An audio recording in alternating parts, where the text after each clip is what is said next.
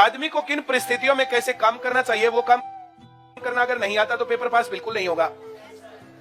Paper pass करने के लिए सिर्फ सवाल काम नहीं आते, पेपर पास करने के लिए दिमाग भी काम आता है, हाँ या ना?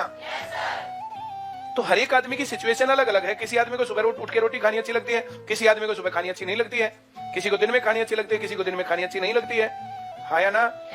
तो अपने आप दुखी क्यों हुए रहे? इस प्रकार से होना चाहिए।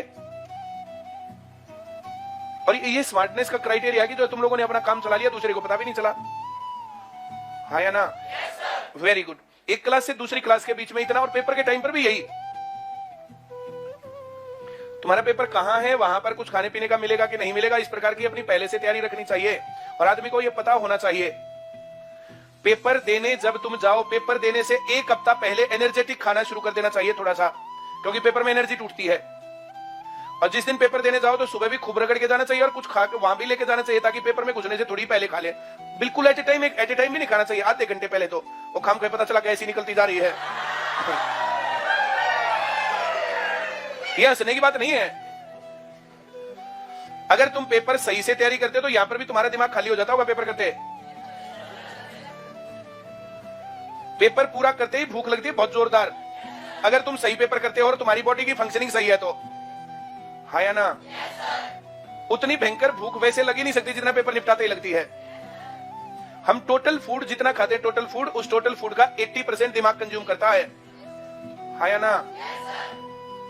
करें 60? नहीं, देखो, कुछ लोग ऐसे भी जिनका 20% ही करता है। सिलेक्शन उनका होगा जिनका 80% दिमाग में जाता है, हाँ या ना? जो मैं कह रहा हूं समझ में आ रहा है? बहुत अच्छी बात है। ये डाइट हैबिट पेपर से पहले सही कर लेनी चाहिए।